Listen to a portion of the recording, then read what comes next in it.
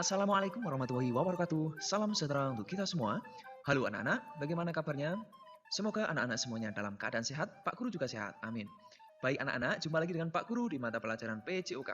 Pada pertemuan ini, kita akan belajar materi PJOK, yaitu jenis cedera dan cara menanganinya. Nah, pada pertemuan pertama ini tentang materi kita akan mempelajari tentang jenis cedera dalam aktivitas fisik, khususnya olahraga. Tapi sebelum itu anak-anak, ayo kita berdoa terlebih dahulu agar kegiatan kita diberi kelancaran dan bermanfaat untuk kita semua. Mari kita berdoa. Berdoa mulai. Selesai. Nah, berikutnya anak-anak, Pak Guru akan menyampaikan dulu apa saja tujuan pembelajaran yang akan anak-anak capai dalam pembelajaran ini. Pertama, setelah anak-anak menyimak nanti, anak-anak mampu menunjukkan jenis-jenis cedera dalam aktivitas fisik dan kehidupan sehari-hari. Kedua, anak-anak mampu menjelaskan cara menangani jenis-jenis cedera dalam aktivitas fisik dan kehidupan sehari-hari. Tujuan yang ketiga, anak-anak mampu menjelaskan jenis-jenis cedera dalam aktivitas fisik dan kehidupan sehari-hari.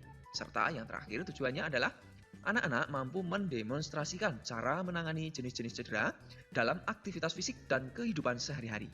Nah, demikian anak-anak untuk tujuan pembelajarannya ya.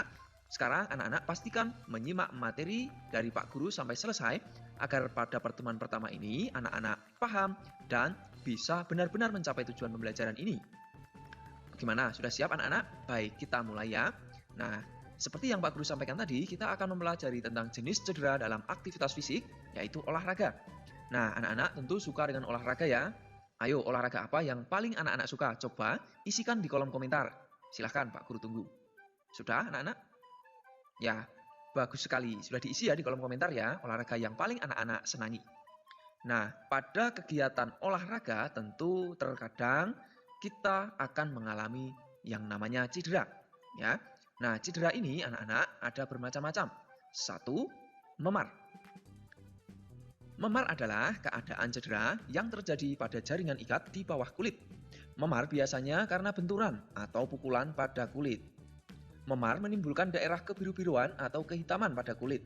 Nyeri karena luka memar biasanya ringan sampai sedang dan pembekakan yang menyertai sedang sampai berat. Memar ini dapat terjadi pada daerah kepala, bahu, siku, tangan, dada, perut, dan kaki. Cara menangani memar, anak-anak sekalian. Pertama, anak-anak harus mengompres dengan es dan air panas bergantian tiap 3 jam sekali selama 12-24 jam. Nah, kompres kurang lebih. Kemudian pengompresan ini untuk menghentikan pendarahan kapiler. Istirahat untuk mencegah cedera lebih lanjut anak-anak. Jadi kalau ada cedera terjadi pada kita, ya anak-anak bisa menanganinya pertama dengan mengompres. Setelah itu istirahat jangan lupa karena untuk mencegah agar cedera tidak semakin parah. Istirahat ini juga mempercepat pemulihan jaringan lunak yang rusak anak-anak. Kemudian yang penting juga hindari benturan di daerah cedera saat beraktivitas fisik anak-anak. Nah, yang berikut ada cedera otot anak-anak. Cedera otot terdiri atas cedera otot tendon dan cedera otot ligamen. Otot tendon menghubungkan otot dan sendi atau otot dan tulang. Otot ligamen mengikat tulang dan persendian. Jadi, anak-anak bisa membedakan ya, apa itu otot tendon dan otot ligamen setelah apa yang Pak Guru sampaikan ini tentunya. Penanggulangan cedera otot dengan mengistirahatkan bagian cedera dan mengompresnya dengan es. Begitu ya anak-anak kalau anak-anak mengalami cedera otot. Nah, cedera otot lain adalah kram otot. Ayo anak-anak, apakah anak-anak pernah mengalami kram otot? Ya, siapa yang pernah? Ayo coba sebut kalau anak-anak pernah.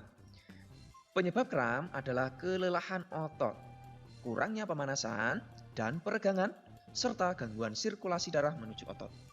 Di sini anak-anak bisa menganalisa bahwa penyebab kram ini kelelahan otot. Jadi anak-anak jangan sampai terlalu lelah kalau berolahraga.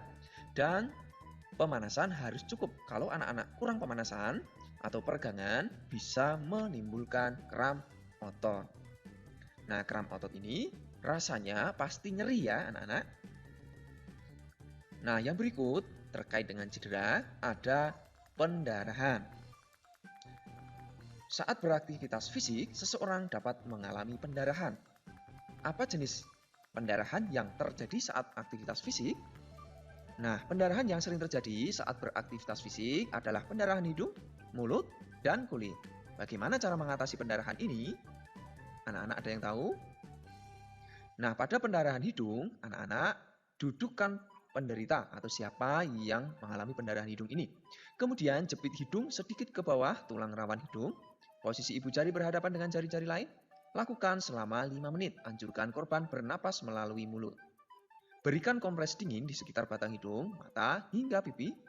Jika pendarahan tidak berhasil dihentikan, segera minta pertolongan kepada orang dewasa yang ada di sekitarmu, ya. Nah, yang berikut ada pendarahan mulut anak-anak. Pendarahan dari bibir atau gusi dapat dihentikan dengan penekanan langsung dan kompres dingin. Jika terdapat gigi goyang atau fraktur, gigi tidak dicabut.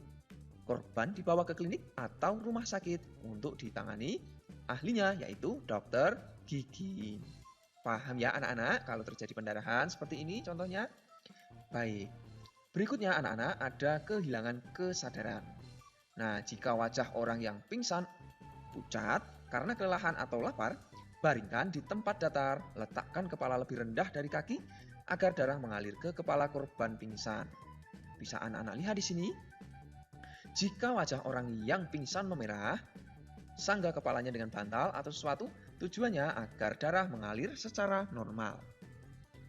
Nah, jika korban muntah, miringkan kepala agar muntahan tidak menghalangi pernapasan. Berikutnya anak-anak, jika pakaian yang dikenakan korban atau siapa yang pingsan itu memakai pakaian terlalu ketat, maka kendurkan. Ini dimaksudkan agar korban dapat bernapas dengan lega. Jika korban sudah siuman, beri minuman air gula atau teh manis hangat ya. Lalu jika korban tidak sadar, segera dibawa ke pusat kesehatan terdekat. Ini dilakukan agar segera mendapat perawatan medis atau dari ahlinya yang sesuai dengan bidang medis. Begitu anak-anak untuk beberapa hal terkait dengan cedera pada aktivitas fisik ataupun olahraga. Semoga bermanfaat apa yang Pak Guru sampaikan. Anak-anak jangan sampai ketinggalan materi terbaru PJOK dari Pak Guru. Apa yang bisa anak-anak lakukan jika ada orang di sekitar anak-anak mengalami kram otot? Ayo, ceritakan atau tulis jawabannya. Setelah itu, jika sudah selesai, segera laporkan pada Pak Guru. Sampai di sini dulu anak-anak pertemuan kita. Sekarang kita tutup pembelajaran kita ya dengan berdoa. Berdoa mulai. Selesai. Sampai jumpa anak-anak di pembelajaran selanjutnya. Tetap semangat belajar bersama Pak Guru di sini. Assalamualaikum warahmatullahi wabarakatuh. Salam sehat, salam semangat, salam PJOK.